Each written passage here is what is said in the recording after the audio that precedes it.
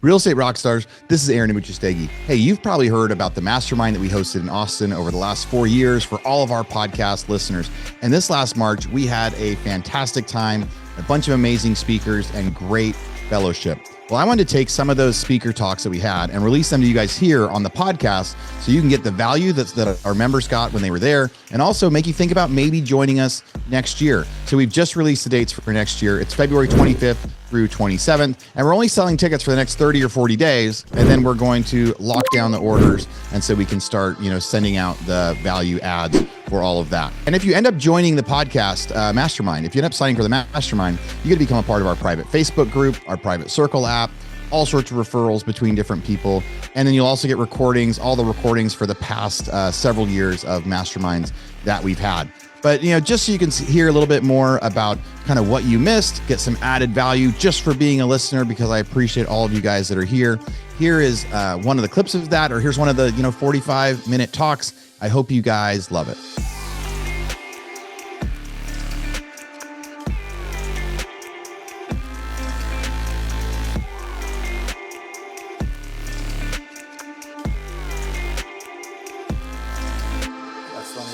Well, it's cool to be up here with you. And what we wanted to do is I wanted just to ask David some questions, and then we could go back and forth about it. But the topic we want to talk about is embracing hard. So how many of you guys have had a challenging couple of years? Put your hands up if you have, right?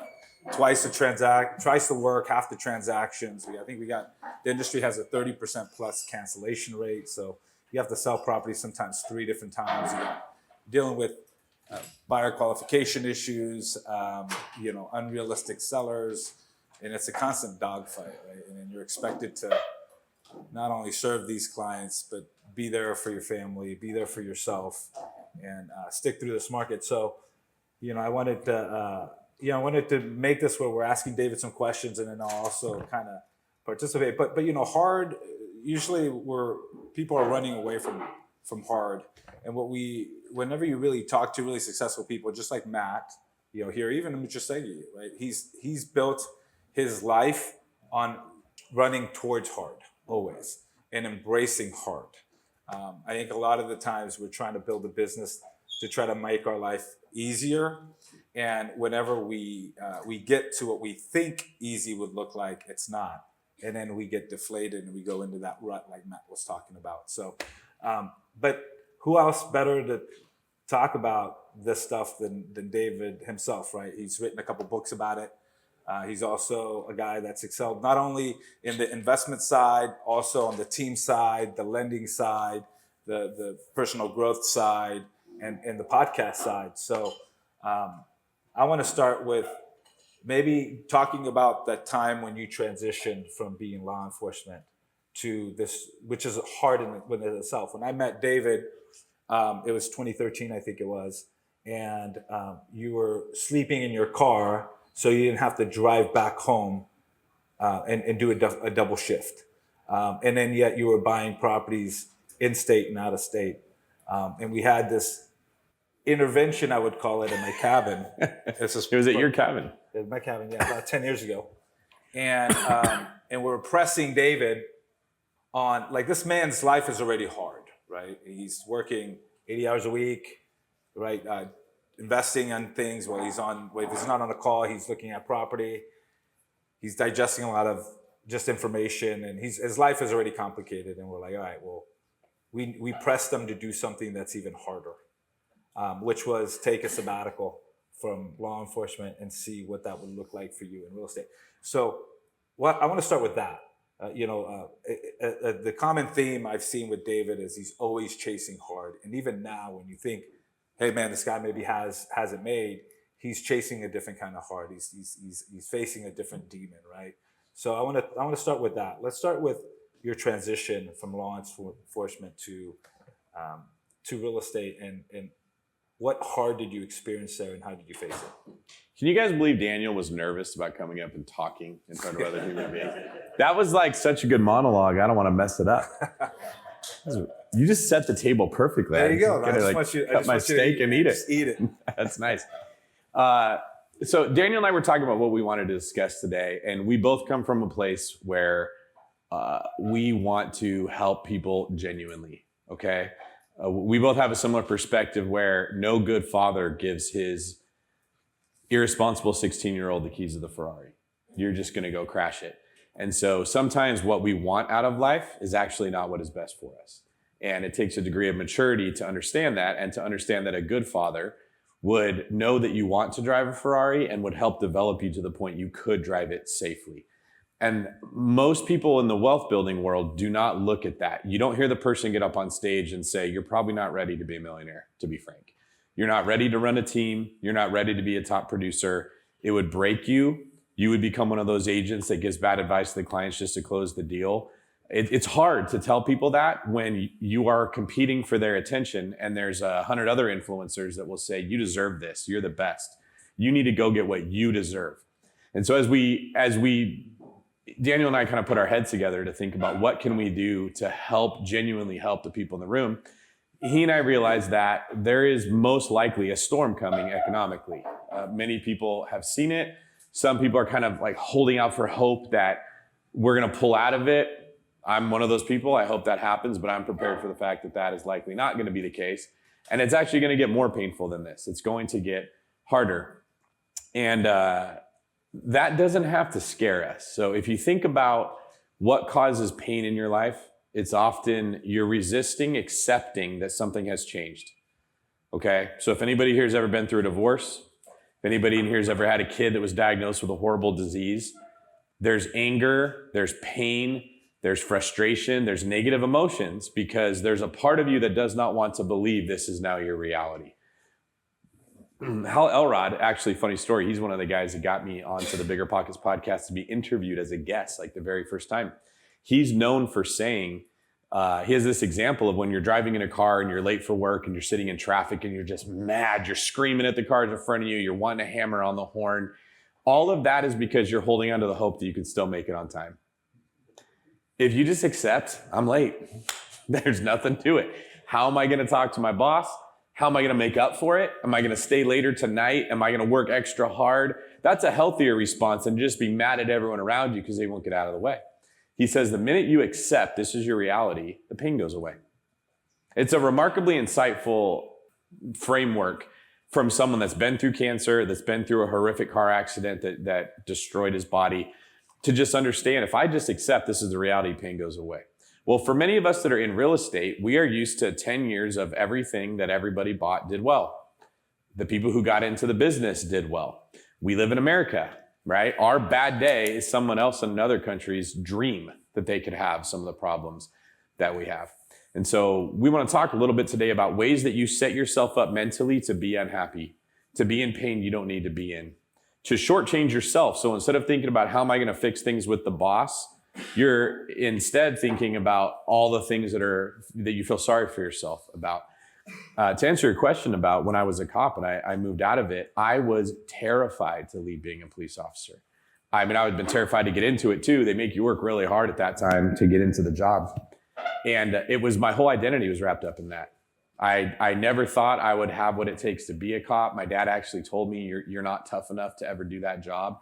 It was really challenging. And then I went into the police academy and I graduated one of the highest people, and I got thrown into the high security prison, and I had to learn how to deal with murderers that wanted to kill people all day long. And then I got out of there and I went to the streets and I worked in Oakland and San Francisco. And I got pretty much to the top of the department I was at. I was what they call the golden boy. Anything I wanted, I have. Any special assignment, any team I wanted to be on, any training, any instructor position, it was just, David, you can have it. Actually, they would have called me Greene. We don't use first names in law enforcement. And when I felt like what I can only describe was God calling me out of that, and I say that because oftentimes when we're trying to figure out, like, is this God speaking to me or not, you're dealing with your emotions. It's like, I have an emotion that's so strong, I don't know how to describe it. Women, if you've ever had that feeling about, like, I want to have kids and I just know I was meant to be a mom, we don't know how else to describe those emotions other than saying, I feel God is speaking to me, right? Men get that when they're thinking about starting a family. It's like, you don't know how to describe why you want it so bad, but it has to be something outside of yourself. Well, I had that about God saying, hey, it's time for you to move on. You're done here. And I fought tooth and nail because my identity was wrapped up in being a police officer. I had fought to get to the top of the heap. And then I felt like he was saying, now you got to let it all go. And I did not want to. In fact, not only did I not want to do it, I fought him. I would love to sit here and say I walked out in faith. I did not. I knew he told me to do it. I knew he was saying, you're going to go be a real estate agent. He put people like Daniel in my life to confirm that. And I still, kicking and screaming, had to be dragged. That's why I called it an intervention. Yeah. So it was a straight up intervention. Yeah. And I think by the time we left, we had you commit. I committed to working no overtime that wasn't forced. And I had 1 year of getting my real estate license and then making a decision what I was going to do. But that's the power of being in a room where people don't call you out, they call you up, right? And that's what we're doing with David. We're calling him up to where we knew his calling was.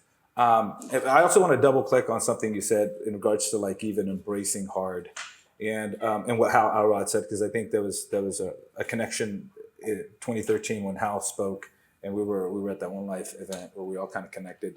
And I think this is something that a lot of agents struggled with, especially in 2022.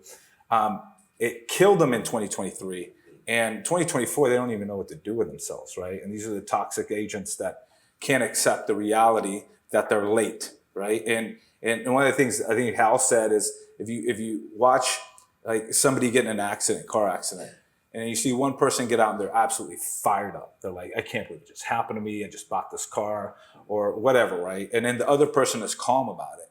When you look at both of the situations, they've both gotten an accident. Both cars are messed up. Both of them have new issues to deal with. One of them is calm and one of them is not. And the person that tends to be calm is the first person that accepts the fact that cannot change the fact that the accident has already happened. The quicker you are to accept the fact that it's already happened, that's when you release the calmness. You no longer want to change an outcome that's unchangeable. You then say, what do I control? Just like this market. How many people were upset in 2022? And then they turn in, they're sour and they're bitter and they're angry with the market in 2023. And they're still upset this year. But the people that thrive and the people that have that higher level of leadership, I would say, are the ones that say, okay, I can't change this. The only thing, in my 21 years in real estate, the only consistent thing about this market is the fact that it's inconsistent. That's the only consistent thing. And the only consistent thing in the market that's always inconsistent is how I show up to it every day.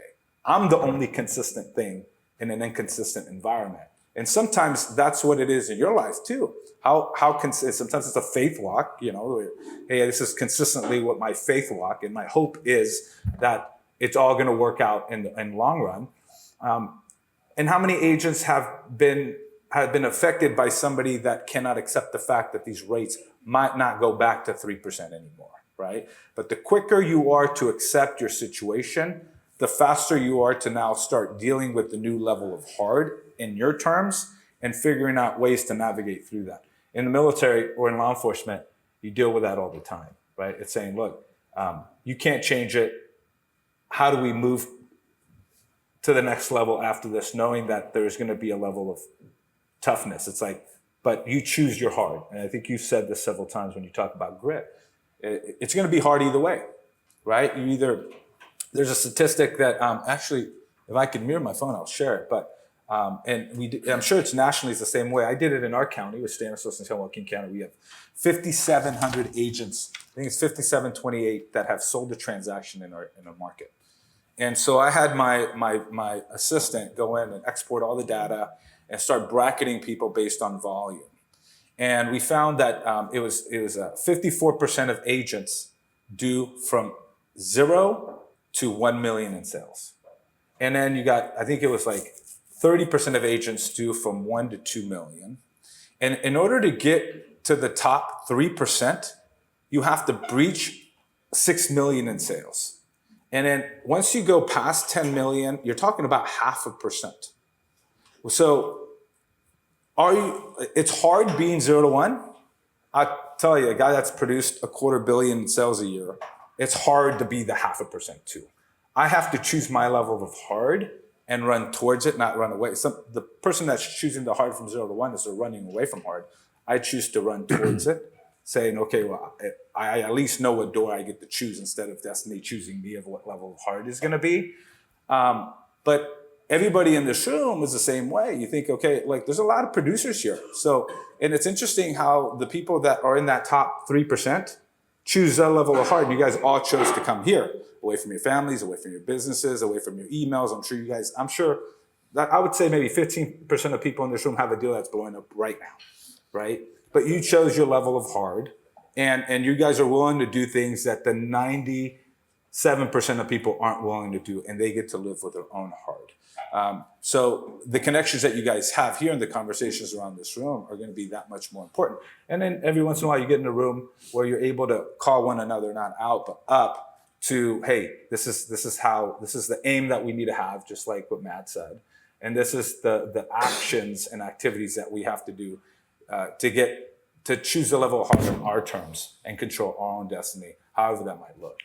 And I would add, because it's not obvious which hard is best for you. There's literally some people that will say, I'm okay, maybe being broke, but I like to be able to be comfortable. When you're choosing your hard, what I would encourage everybody here to think about is the fruit of the two paths, okay? If you choose to be comfortable, you will have hardship in the form of anxiety, worry, stress, doubt, lack of confidence, an inner voice that is constantly condemning you because you're not living up to the potential you have. If you choose the route of hard, that is, I want to be a top producer, I want to have difficult conversations, I want to choose excellence at what I do, the fruit of that will be increased confidence, more efficiency, more wisdom.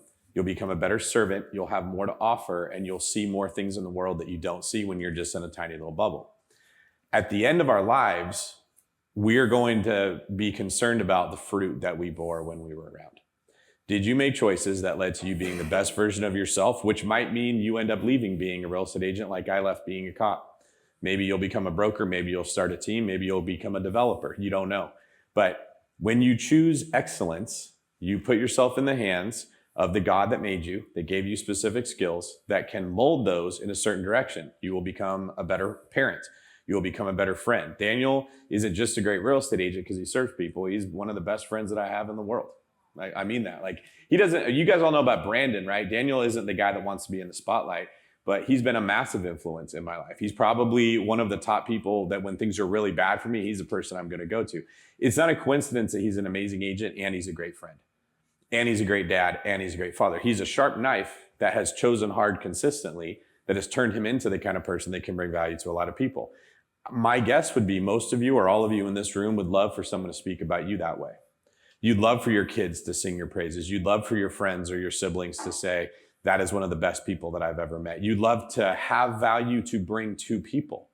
And my perspective is when we are feeling insecure or anxious or worried, it's because our inner voice knows we don't really have much value to bring. We feel helpless. In fact, now that I think about it, that's the way I felt before I was a cop. I was sitting in a Denny's one time and there was a car that got in an accident, turned upside down, and everyone was staring at it from the window, talking about how bad that was. And I ran out there and I was like, I don't know what I'm supposed to do. I should do something, but I don't know what to do. And then when you become a police officer, you get training, you see these experiences and you have a better idea of what you could do. It feels a million times better when you feel like I know what to do when things are tough. So as we are venturing into whatever the economy is going to be, whatever our industry is going to look like, I highly encourage everybody here to set your sights on, if I pursue excellence, I will become a better version of me and I will have a better life. If I pursue comfort, I will slowly feel more vulnerable, less in control of my life, angrier and more frustrated because there's other people that aren't taking care of me. And as you continue to chase that hard, it's, you're going to see a new level of capability for yourself, and then your job, your level of growth. And so we talked, have you guys ever heard of Dan Sullivan, Strategic Coaching? Great dude. Ben Hardy's a good guy, go by this guy. He's written a couple books. And one of the things that I really like about his concept is the 4 C's of growth. And it talks about, number one, you need to commit, aim, like Matt said, bigger life. And then the second C, which is the one that most people want to outsource, is courage. Well, in order to have courage, what do you need to have? What do you need to chase? You need to face fear, right? But once you face fear, you earn your courage, you find out what you're capable of. Once you find out what you're capable of, you get to your mastery, which is what's my capacity here, my genius here. And then things get comfortable again, and then you decide, okay, do I wear this as a warm sweater and stay here comfortably, or do I chase the next best version of myself, which is the next commitment, the next courage, the next capability, and the next capacity. Some of you guys are in this room right now that have done, 30 transactions and have done always 30 transactions. And you ask, okay, well, why are you wearing that as a warm sweater? And everybody's journey is different. So you're okay if that's what your goal is and you have a family, whatever, your outcome is your outcome. But, I know for myself, as I went to 30 to 50 to 60 to 100, I had to constantly keep chasing these 4 C's always. And even now I'm going through it. And what does that look like? Well, how scary, what kind of commitment do you need to have to go to 60 to 70 families a year? You need to hire an assistant. Okay, now somebody relies on you. Maybe you need to bring a buyer's agent. Holy crap, it's scary. But if you do that, you face that fear, you earn your courage, you find out what your capability is, and you're like, what's my capacity here? Can I be a team leader? Am I at 60, 70? And then you have to do it again. You either stay there for a long time or you say, okay, what does it look like for me to elevate my business again, go to 100 plus sides, get the new systems of support, write the bigger checks, and then be more in that leadership side. And again, you might be 10 years in this business now. Everybody looks at you like you've got this mastery, but you're constantly chasing these 4 C's of mastery. It's constantly going for commitment, courage, your capability and your capacity.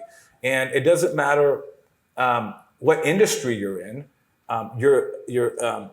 Your growth is going to be based on how often you cycle through those 4 C's. And if you ever decide to say, okay, I'm just comfortable here, then at that point, that's when you're like, okay, I'm no longer going to grow. You're going to wear that level of capacity or capability as a warm sweater and just stay there for 10, 15, 20 years.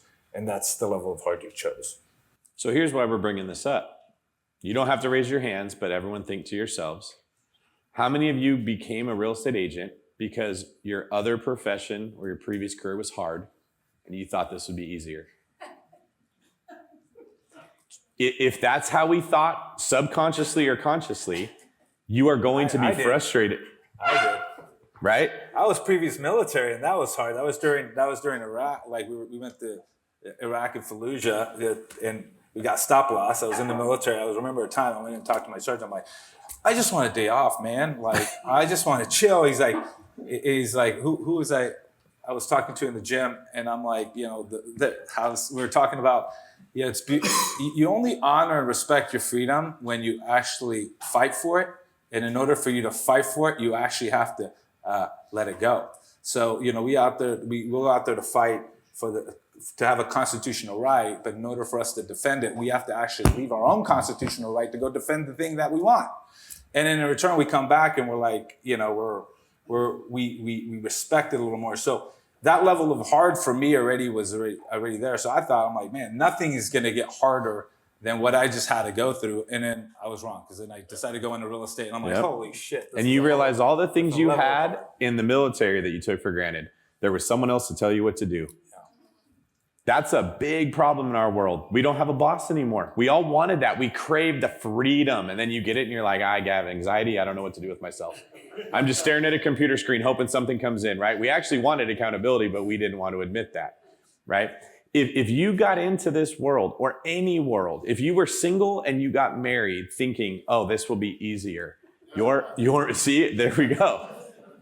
If you didn't have kids and you had a kid thinking this will make my life easier, whatever the case would be, if your motive was comfort, you will always be disappointed. If your motive was excellence, you will never be disappointed because that kid forces growth. That kid forces you to see all the ways that you are lazy, that you're not a great example. It shines a light on you and now you see yourself clearly. Well, if you're chasing excellence, you love that. You want the accountability. You want friends around you. They're going to say, David, you're not working any more overtime or you're out of the group, right? I'm a stubborn dude. I need that. I need the wrecking ball. Little suggestions just bounce right off of me. They don't make it through. And that's what we wanted to talk to you guys about today, because there's no way I could tell everybody in this room the one magic pill that you can take that will make your business better. I will tell you that, let me ask this question. Who here is in Austin? Who lives here? Okay, somebody tell me, where is the best tacos in Austin? Torchy's across the street. St. Iles? De Nadas. Okay, you're welcome too. All right, now, tell me, who has the most mediocre tacos in the entire city? The most mediocre. We don't even actually know who the most mediocre is, right? The reason that none of you know who the most mediocre taco is because no one pays attention to that. No one seeks mediocrity. We seek excellence when we're going to go buy our taco. If we're going to eat those calories, if we're going to spend that money, we want the best. Fair? When people want to pick an agent, are they asking, whose dream can I make come true? Who can I get out of the job they didn't like, make their life easier? Who's the most mediocre agent in Austin? No. They are asking who is the best, okay? So if you are not seeking excellence, you're not giving the market what the market wants. If you are seeking comfort, by nature of doing that, you've disqualified yourself from being successful because the people that have the money that pick the person aren't interested in your comfort. They're interested in what you could do for them. And that's something that someone like Daniel has really mastered is he understands that. He knows he wants to be a servant. He wants to be the best servant that he can possibly be. He wants to serve as many people as good as he can. And because of that, the whole city of Modesto flocks to him and says, will you sell my house? If we're just being straightforward with you guys, that's what you do to sell more homes. That's how you become a top producer. If you put your hope in a lead generating system or some software or some marketing secret, you are now putting yourself in the same category of everybody else who's being sold that same thing. Yeah, and I think, sometimes we're looking for the next best thing that's going to solve our lead generation problem. And I think the growth that a lot of us are seeking are behind the things that we're unwilling to do. And real estate is a skills, activity, and relationship market. Those are the three things that you need to be successful. And I guarantee if you're not successful, it's one of those three things. And sometimes you're like, well, I'm going to avoid the skills by signing up for Zillow Flex. And then I outsource the courage of making calls. I never learned what my capability and my capacity is. I'm just going to rely on whatever Zillow gives me, right? Again, you're outsourcing courage. You're outsourcing a skill set. The thing that you're most seeking, the growth you're most seeking is behind the work that you're unwilling to do, which is saying, pick up the freaking the phone, make the calls, call your past clients, ask for the business, call your open house leads, go out there and do an open house. And most of the time when I listen to my agents make calls, I'm like, holy shit, you want to get off this call more than they want to get off this call.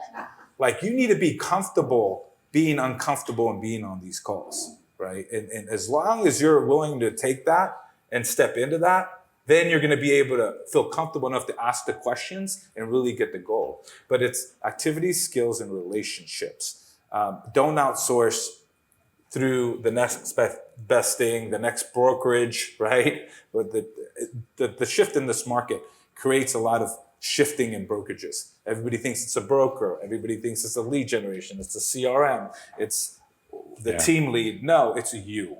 And those are the three things that you need to focus on. What are the things that you're unwilling to do? And I guarantee you, whatever you want and the life that you want and the growth that you're looking for is behind that. When you're on the phone and you're uncomfortable on that phone call, someone tell me what that actually means. Don't use the word uncomfortable. Unprepared. That's a great point. You don't know what you're supposed to say or how to say it, and you are very aware of that in that moment, right? Kind of like time to take my shirt off at the pool and I haven't been working out all winter. That same feeling. I haven't been working out and I got to take the stairs because the elevator's broke. Same feeling, right?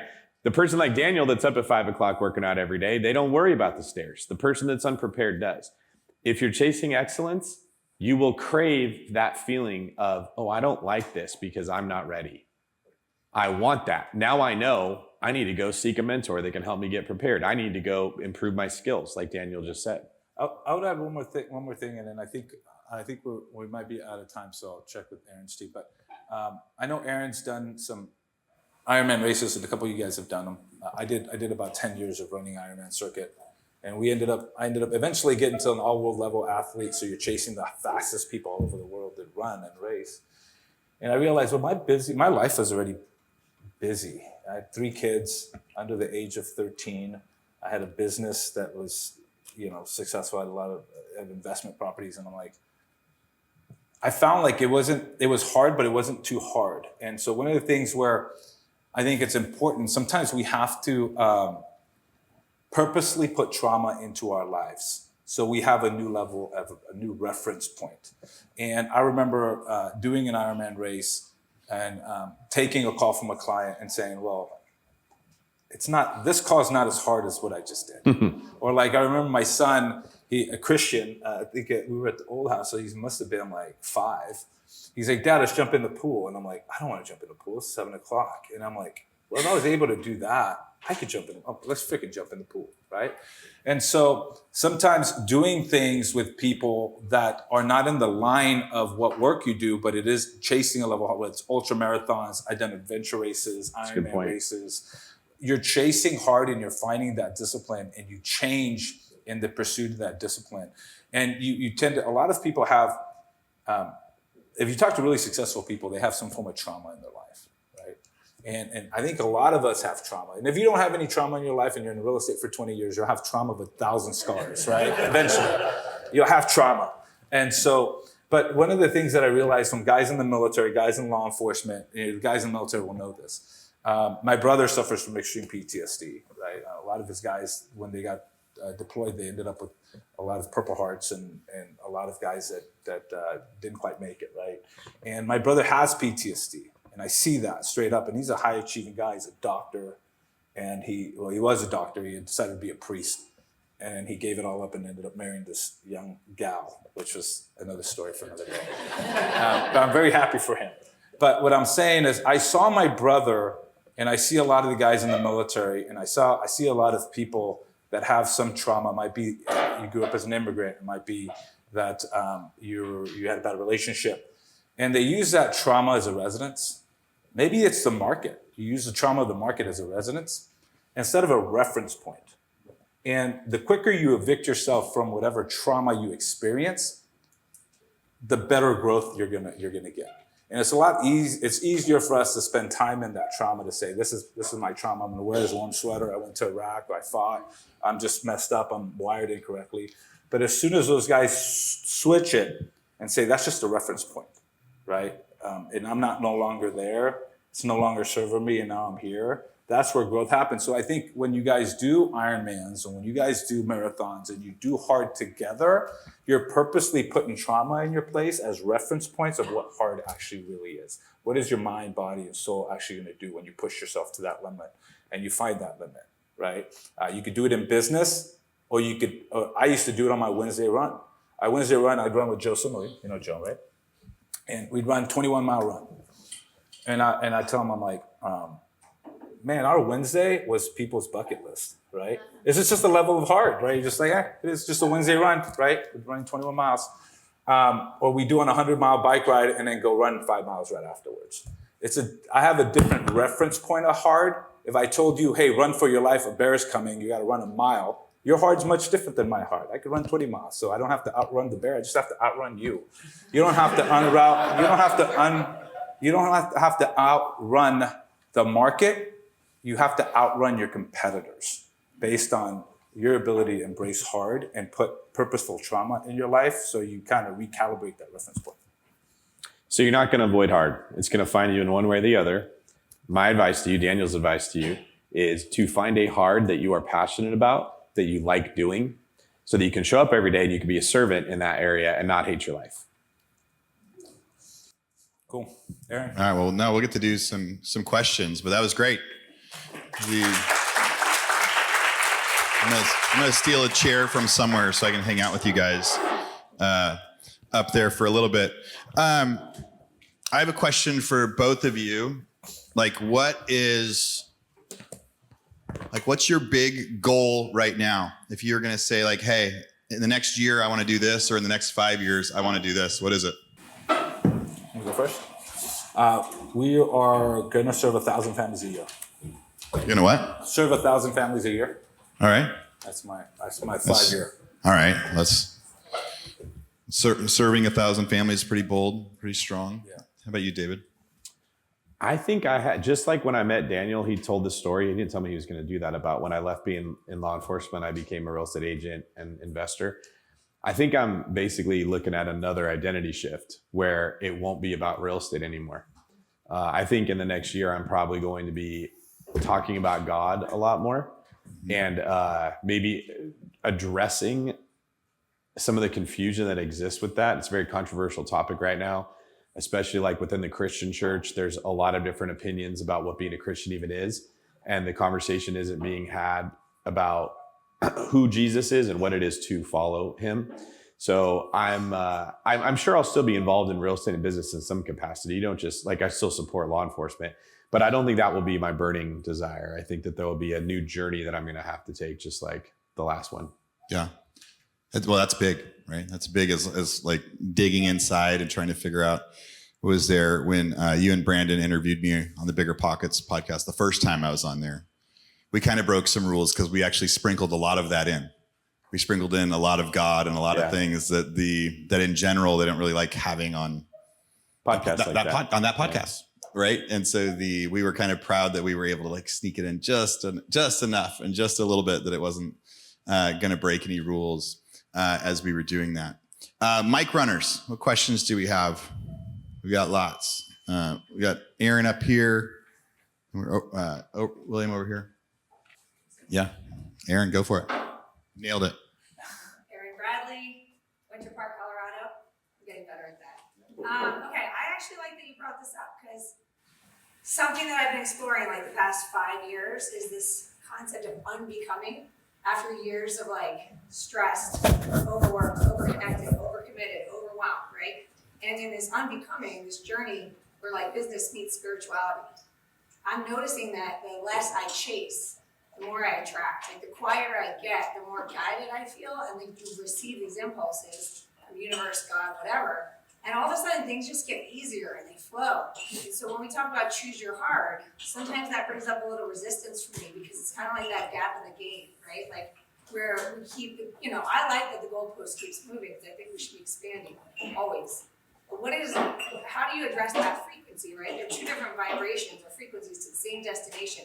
One is like paddling upstream, and the other one's getting on a raft. So as you're exploring this next version of you, David, and maybe you can speak to it too, Daniel, it's like, how do you find that blend of where business meets spirituality, where you're led instead of like forcing and chasing? This is the conversation we were just having. I was just thinking that right now. But Go ahead. We're talking about calling versus driven.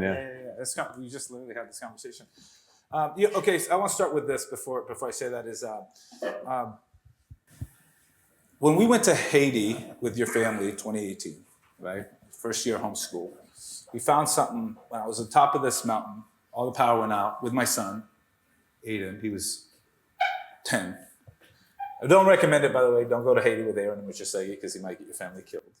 But anyways, It was touch and go. But we're on top of this hill, and all the lights are off. There's no power there. You can just see fires lit all the way in the huts that they had. And you hear the dad singing, the mom singing, and the kids laughing. And our kids are just like, oh, it's dark, And I realized that we are in the U.S. financially wealthy, but we're very poor in joy. And we found there that they are very wealthy in joy, but poor financially. And us being there was hard because us being there showed them what they didn't have. And it robbed them from their joy sometimes, right? And that's kind of what we experienced. So I say that because I think when we talk about choosing your heart, it doesn't mean you're not happy, right? And that's, I think, when you find your joy in the heart that you choose, you find a calling, and then you're happy. The book of Ecclesiastes talks about this in the Bible. Life is hard. There's a time to live. There's a time to die. This is Solomon's great wisdom book of the guy that built the temple and did amazing things. But he's like, life is freaking hard. And the bottom line of that book is the fact is that he lost his joy. I'm like, don't lose your joy because your goalposts. Gap in the Game talks about that. We tend to put ourselves in the gap and lose our joy because, joy is, it says in the book, it says, joy is not found when you get to the finish line. It's found at the start line, right? If you could figure that out, then you're hard. You will never lose your joy. And what Dave and I were talking about was about your drive. And there takes a lot of drive. Like we have this show called 728 Abundance. And I think a couple of you guys have heard it. And we're talking to guys or gals that are worth, $4 to $5 million. And you think like in life, if you have $4 or $5 million, hey, this is like the dream, right? And what we find a lot of people that we talk to in that point, we're interviewing people that are worth over 10 million, 8 figures, 7 to 8 figures, is the people that are 2, 4, 5, 6 million, they realize that it's not easy. Like I thought whenever I become my net worth is $5 million, I thought like the rainbow will come out, the clouds will part, like everything would be easy. People would be serving me, I'd be eating grapes. No, it's hard. And so the thing is like we get sold this fake bill of goods, and until you get to a certain level where you start getting some assistance and some help, then things get a little easier. So I say that because it takes drive to get to a certain level. And if you're, and a lot of you guys here there's even conferences that are called driven, right?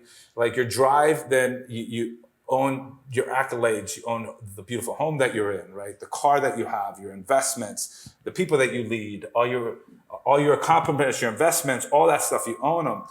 And we realized the guys that were worth 4 to 5 million, they had this view of desperation on their face. And it's because they realized that all their shit owned them.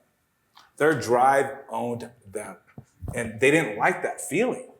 And so the goal is like, okay, how can you get from a drive to a calling, right? Well, what's the difference between being driven and being called? Being called, you don't own your possession, you're a steward of them. You don't own your business, you're a steward of them. You don't own your family, you're a steward of it. You don't own your accolades, your affluence, your influence, you're a steward of it. And in return, you don't own your problems and they don't own you. And the quicker you become in that side of it, where you commit not to lose your joy for your drive, that's where you get flow and you get in alignment. And it doesn't mean that your life will get easy. I know my life will continuously keep getting hard. David's is. He's about to make another big shift that sheds a previous skin that a lot of people would love to have. Like, this guy has a reputation. They're like, why would you let that go? Right? It's because he is taking claim of a calling and he's letting go of a drive, because that drive eventually owned him. And now he's like, I need to step into a calling where I'm a steward of the affluence and influence and the people that I've been able to lead. Instead of peddling the dopamine and drug of being driven, I'm going to peddle the calling of your life and in not losing your joy. Does that make sense? It's a great answer. That's an intense question.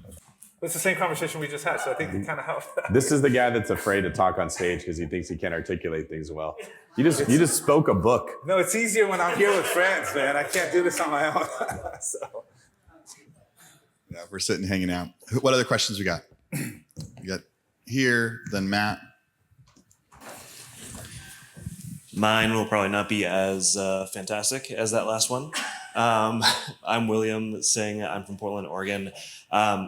I'm all about working hard, but I think one of the issues that I personally come up against, especially when there's unlimited opportunities and limited resources of your time and whatnot, I'm curious about the frameworks or things that you do in order to move through and actually figure out what that might be. And it's kind of hard sometimes for me to start looking at things, and especially if they have super long run times of farming or different aspects of that.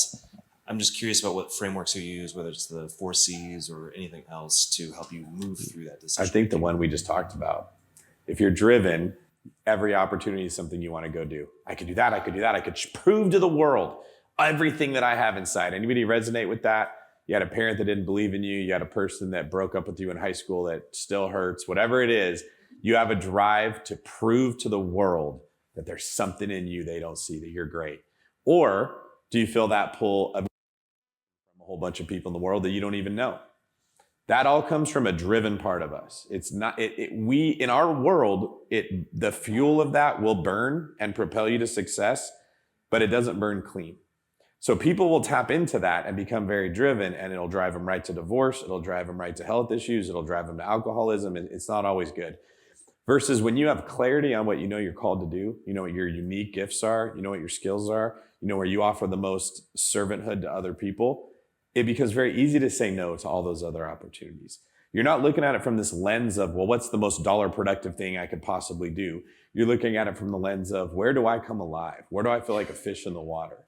Where do I benefit other people the most? And what do I love doing so that I can do it with excellence and be fueled all day long, working a 14-hour day doing that? Versus I can't wait till I get done and I can go watch Netflix and I can numb out. And this is not a conversation that's had very often in our space. We take the person that sold all the units, regardless of what their motive was, and we put them on the stage and we say they're so great. And they run, and then they get to the end of their life and they've got nobody around them that loves them, no grandkids. They kind of have a shitty life, if we're being honest with you, but they got accolades the entire time they couldn't enjoy. Matt Amuchastegui, Klamath Falls. Both you guys said a lot of really good things. The part I really liked with, resonated the most, I guess, like both you talked about, was basically trying to be the best, right? David, you said, we don't look for the mediocre tacos. Yeah. Like, I know where the best taco truck is in Klamath Falls. I can tell you right now, it's delicious. But that's what I thought about, and I've always had that goal. And so there was one time, like when I was number 2 or whatever, my wife was like, Matt, you still did really good. You got number 2. And I was like, I wanted to be number 1.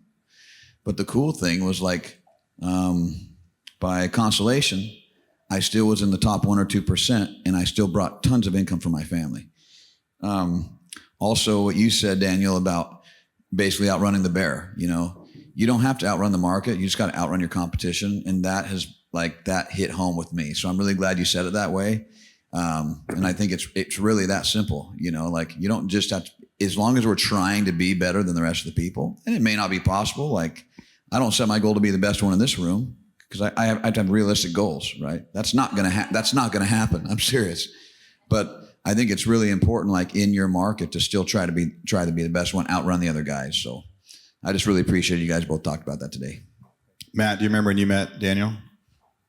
Yeah. Courthouse steps. Where'd you meet Daniel? First time was Courthouse Steps. Yeah. San Joaquin. Maybe 2011. Modesto County, was it? Or Modesto, and City, Modesto? then his client ended up buying one of the houses one time, and he did his final walkthrough, and he was like, hey, man, and everything was good, you know, because we got the house that time. I don't think they got it, and he ended up buying it.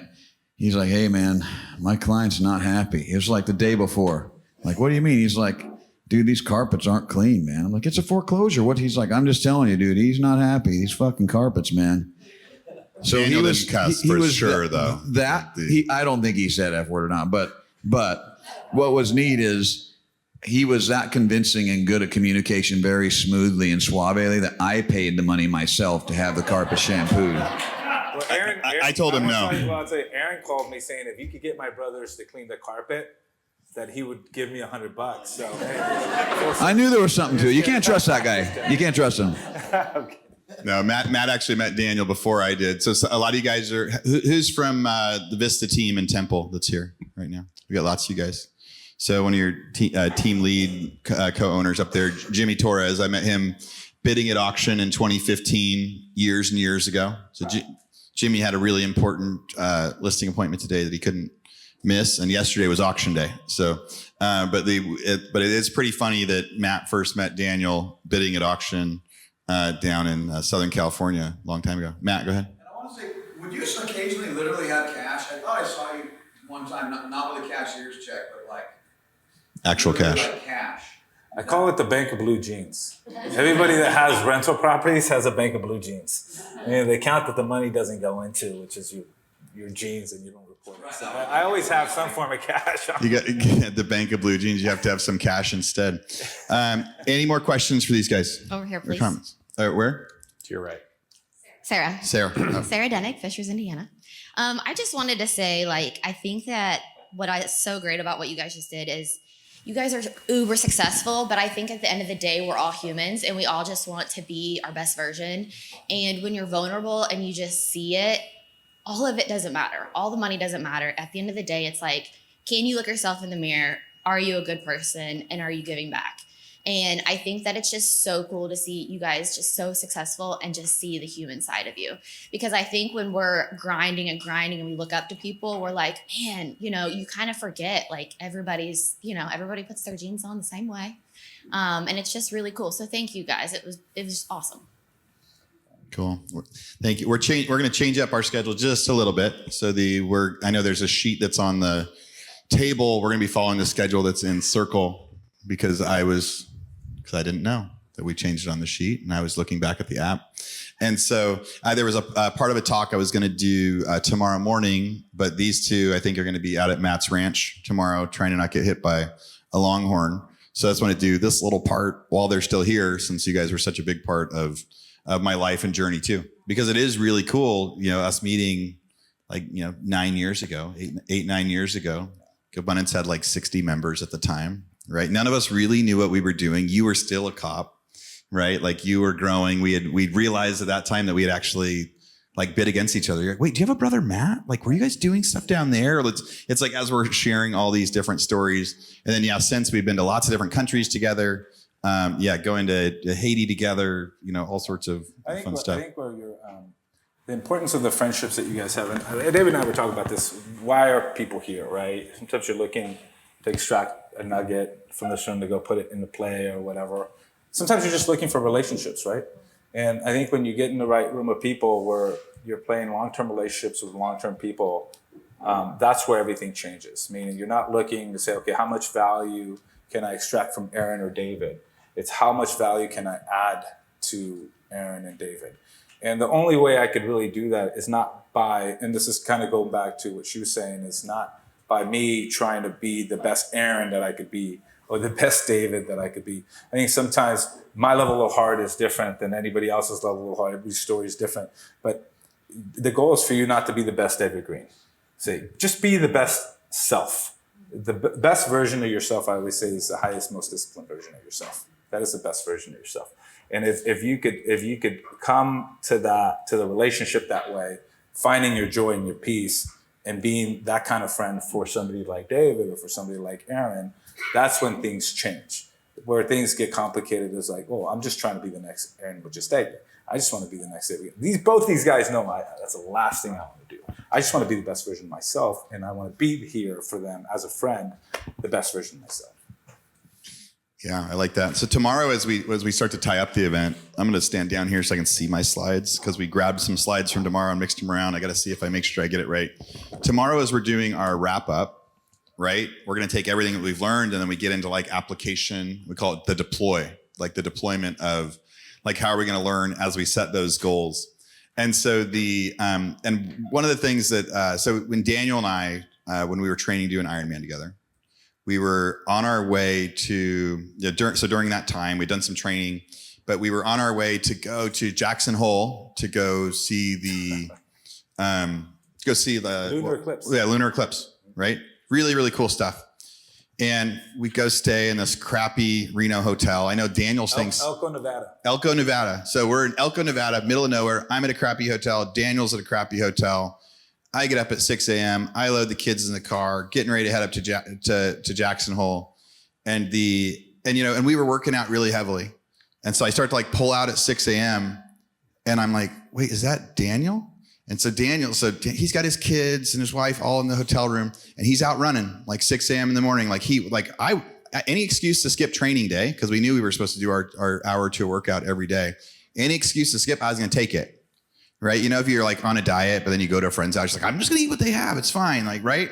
6 a.m. Elko, Nevada, Daniel's out there getting his morning run in. And so he leaves 2 hours after I do, because he needs to make sure that he gets his run in. Like the way that he dials in his goals and his habits on like a daily basis. So part of what we go and do tomorrow is like, how do you eat an elephant? Or how do you do 3,000 push-ups? Right? And there will be a thing where we take our big stuff that you guys are going to put on your stickies outside and the big stuff that we work with, and how do you do it into bite-sized pieces? And Daniel and David both have been two of the best guys that take a big goal into bite-sized pieces. Like if you want to do 3,000 push-ups this month, I saw one of the guys that's speaking tomorrow, Eric Hatch, right? His challenge in January was doing 3,000 push-ups. And how do you do that? It was 100 push-ups a day.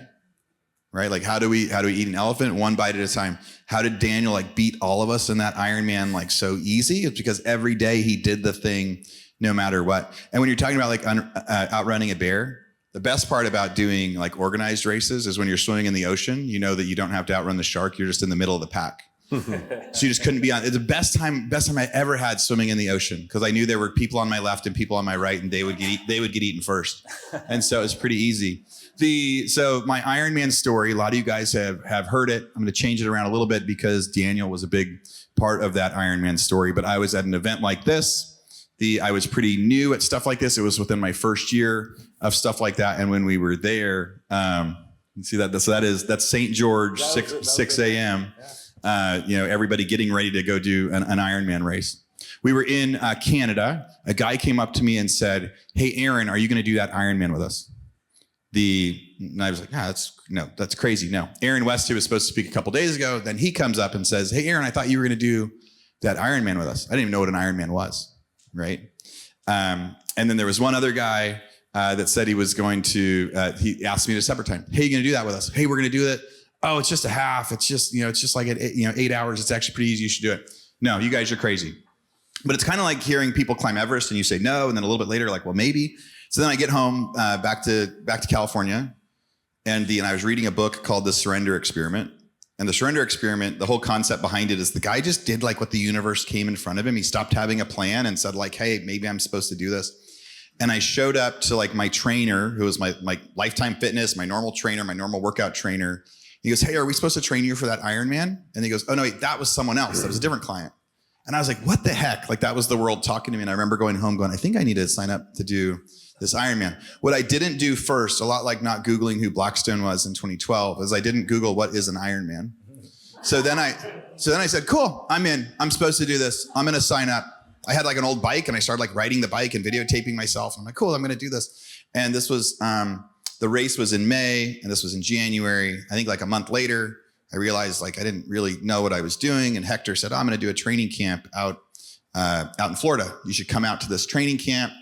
And I didn't even own a good bike yet. So he's like, just come early. You can come buy a bike here. I'll help you get fitted because there's all these like steps. So I'm like, okay. So I sign up for a camp. I fly out to Florida as we start. This was day one in Florida.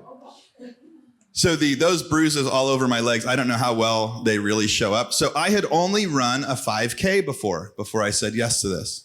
And when I got out to Florida, I'd really only run a 5K. And I was an athlete in high school, but so many people say that, so it doesn't really matter, right? So, but what I didn't know is like the bikes, you clip into the pedals. And if you're first riding a bike for the first time as you clip into those pedals, you don't realize you have to clip out of them when you're going to a stop. So you're going up a hill and you're tough, and a normal bike, you just step off.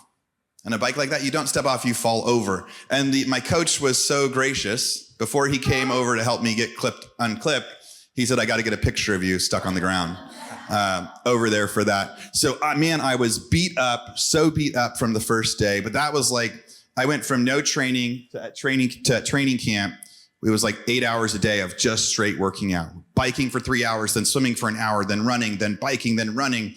And then we did that for like 3 or 4 days. And I came back going, okay, that's what like this realistic expectation is supposed to be. I'd never done anything like it before.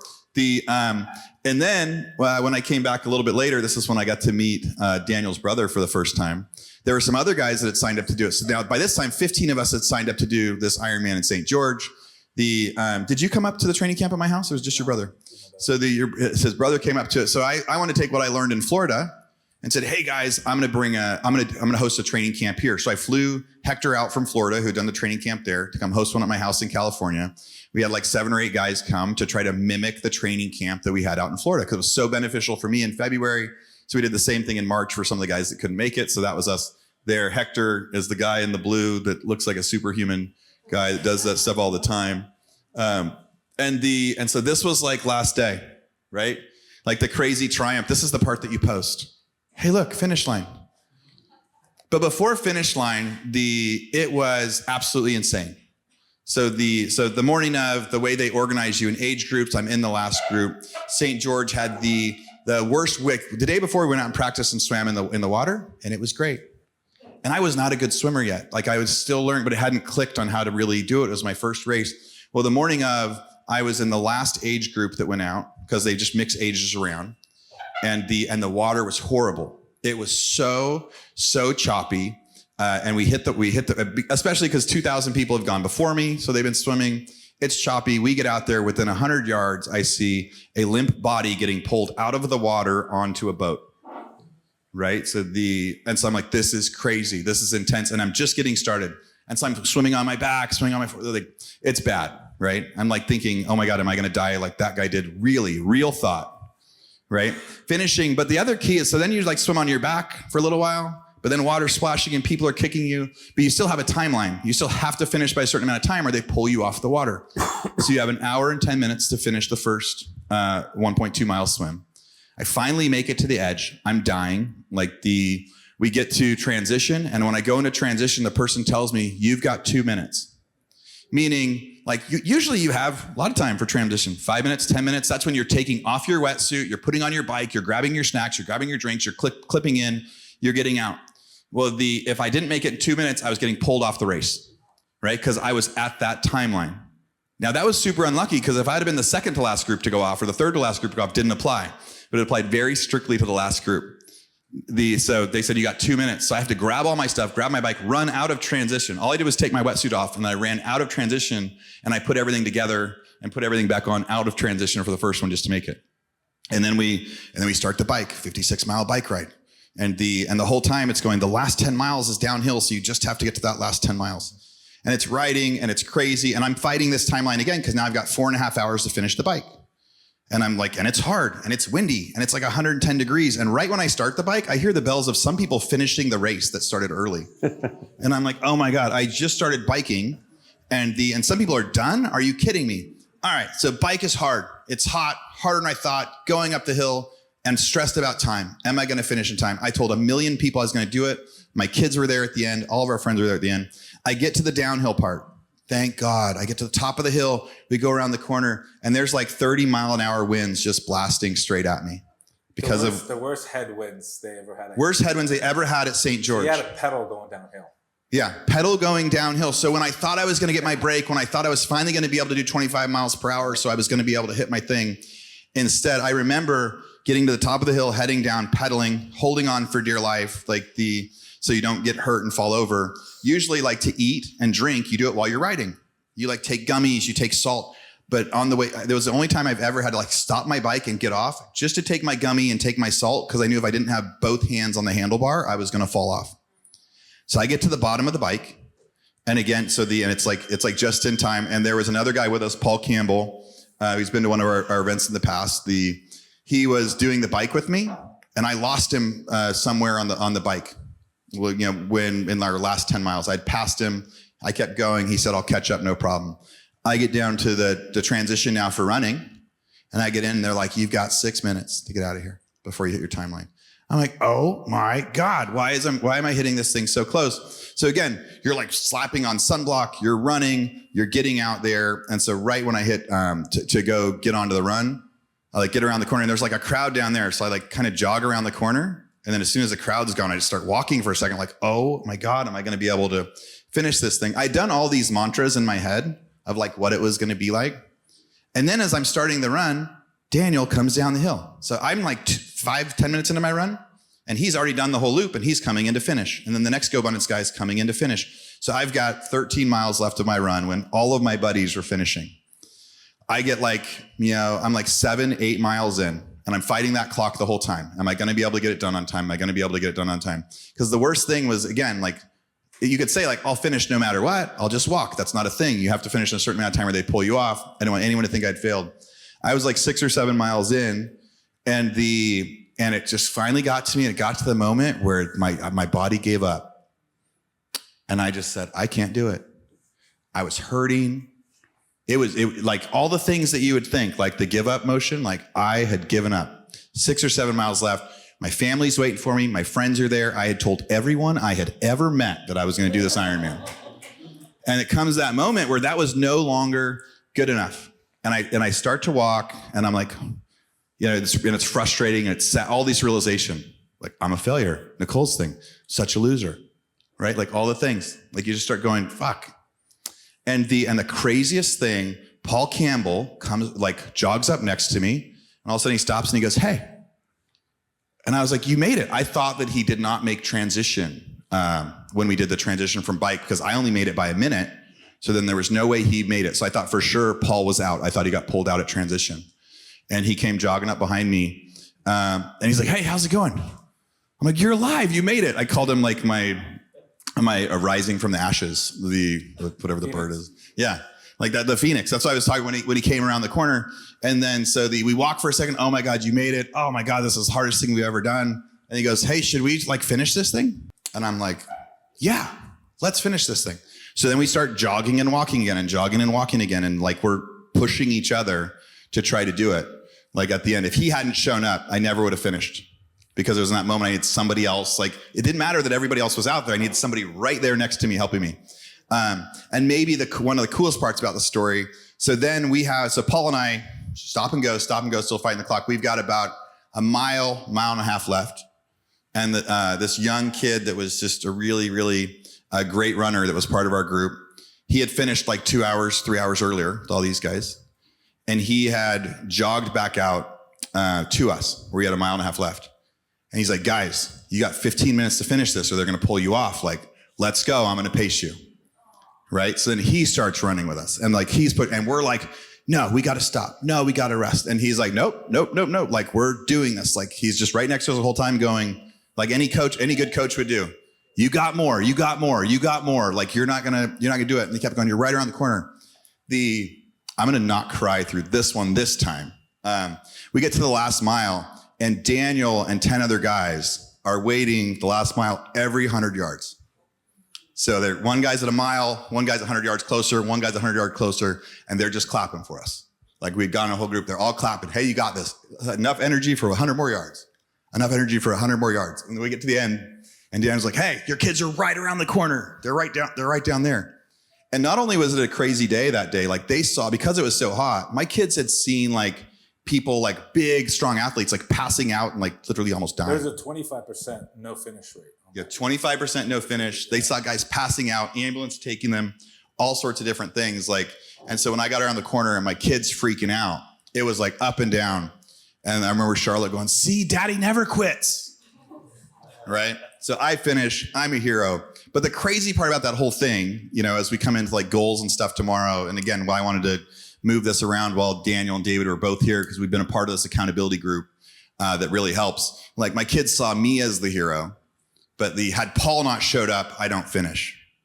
Had Daniel and the guys not been lined up that last hour, it's a whole different story to say, I finished an Ironman, but I was 4 minutes late, so it's a did not finish. So if friends were looking online, it just says, did not finish. So the idea of finishing with 3 minutes to spare or finishing 3 minutes later was absolutely game changing. And I needed every single person in my life who supported me just to do that.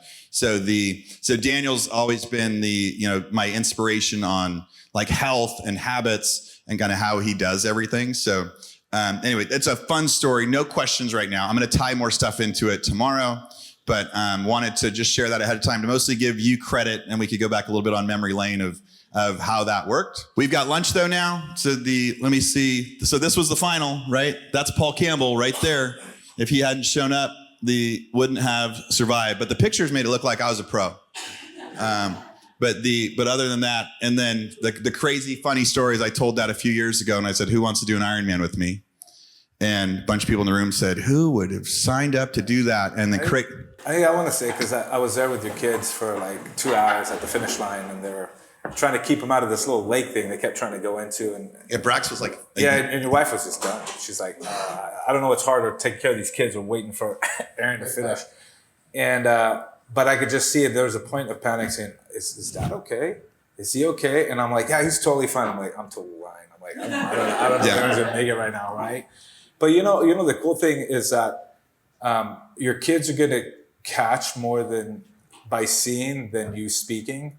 And then by you showing them what chasing hard looks like, I guarantee to this day, maybe not Bax, but every single one of your kids remembers what it was like for you to cross that finish line and for you to ugly cry across it, right? Yeah. You know what I mean? It's because they see you chasing hard. And I think that's something, as you guys are building your businesses as well, don't hide what you guys are doing from your kids, right? Let them know why it is that you're chasing this level of hard. Do it with grace. Don't lose your joy. Show them that you can. It's not this or that. It could be both. And they're going to learn more from you by them observing how dad or how mom approaches hard than it would be from them reading a book or them hearing you talk about it. And something like that, as an Ironman, I saw his kids see that and write that chapter into their book. I'm like, they're always going to remember that. All right, Real Estate Rockstars. So hopefully you guys loved hearing one of our speakers from last month's mastermind. If you are considering joining us for next year, now is the time to sign up. We're only going to have ticket sales for the next 30 to 45 days. And after that, we cut it off so that way we can focus on providing value and not selling tickets. So for the event this next year, February 25th to 27th in Austin, Texas, if you're interested in getting a ticket, you can go to realestaterockstarsmastermind.com. And if you want to chat with me about anything, as always, come find me on Instagram at Aaron Amuchastegui. Thanks for listening.